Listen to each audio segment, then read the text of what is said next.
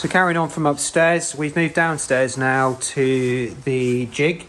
This is the XY axis jig, which is part of the bikefitting.com system. And then we've got the computer here, which has also got the numbers on that we had upstairs.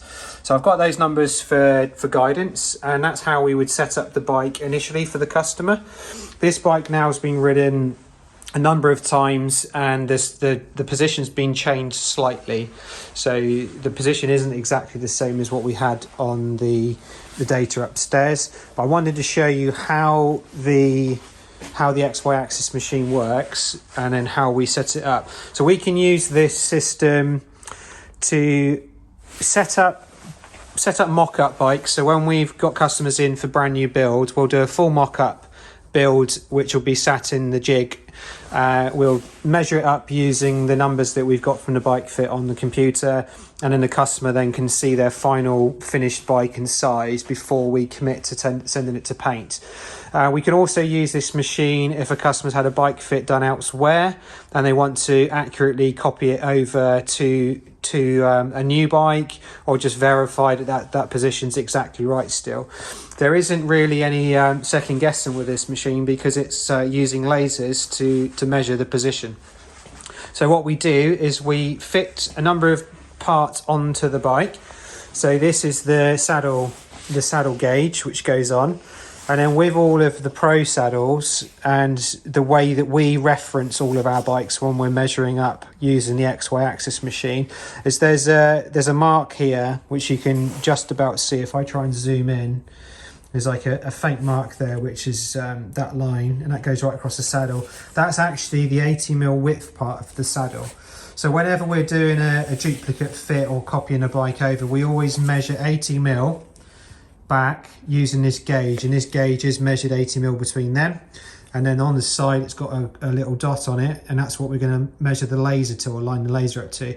And as you can see, the way the gauge is lined up or set up, that puts it bang on top of the saddle and then bang in the middle of where the 80mm would be. So that line there is the 80mm mark.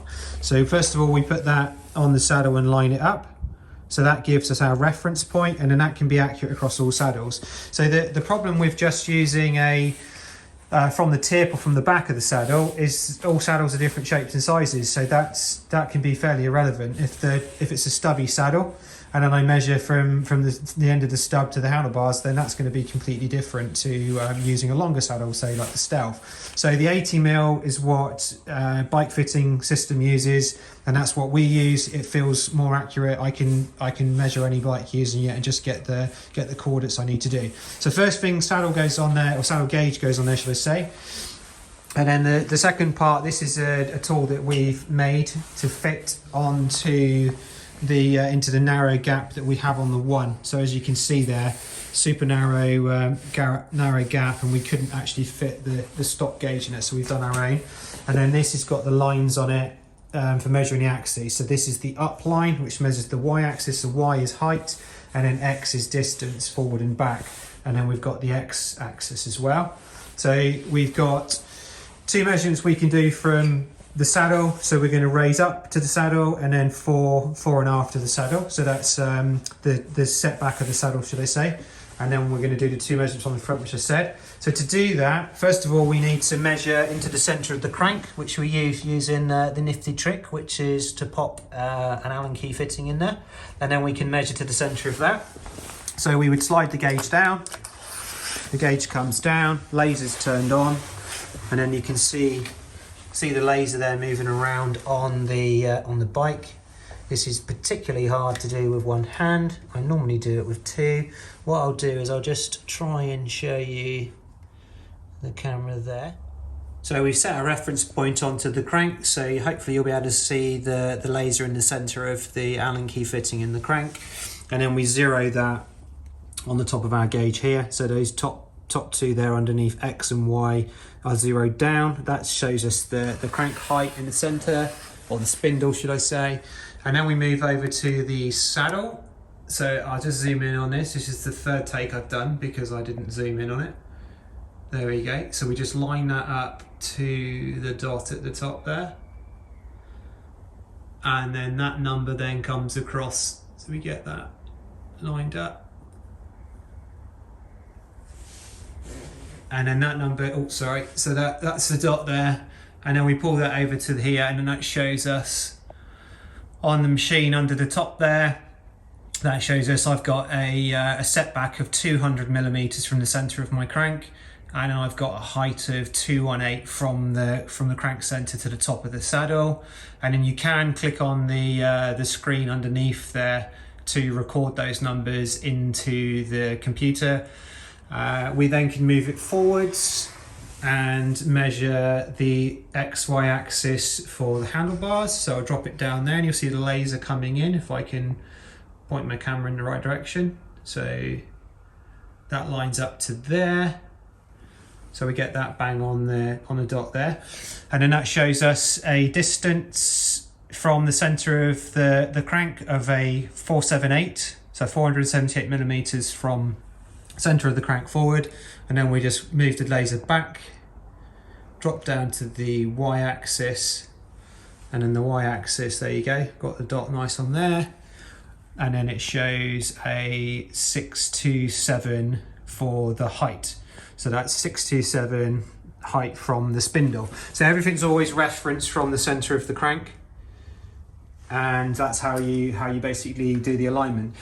So hopefully you found it interesting. Obviously the numbers on my bike are slightly different now. So I've had this set up for a number of months. I've ridden the bike quite a lot, and I fine-tuned the fitting to what I like. So the Bikefitting.com system, the online system using the database and the algorithm, gives us a starting point. So that is how we start with our bike fits.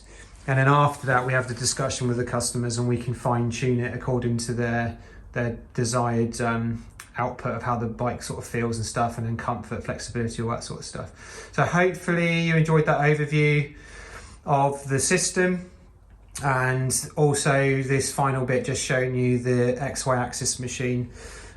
Give us a shout if you want this service just to copy information over from one bike to another. We can do that as a separate service. We'll just bring your bike in, set it up in the jig, and then pull the information off of the first bike, and then we can then put the second bike into the jig and then copy the data over to the second bike. And using the laser, you can't get a better fit than that. We can cross-reference the saddle heights using the saddle height gauge. I'll just grab that from its perch. So this particular tool here, this is the one that you'd use by putting it in the center of the crank and then measuring it to the top of the saddle. And then that just cross-references the numbers. And then that one was, if I just show you on the computer, that would cross-reference this number here. So you could just double check. So you've got your fore and aft, height of the saddle using the XY, so that's your XY axis, and then you'd have your 747 there to just verify it. So there you go. Bit geeky, low budget video as always. Hopefully you enjoyed that, and I'll see you in the next video.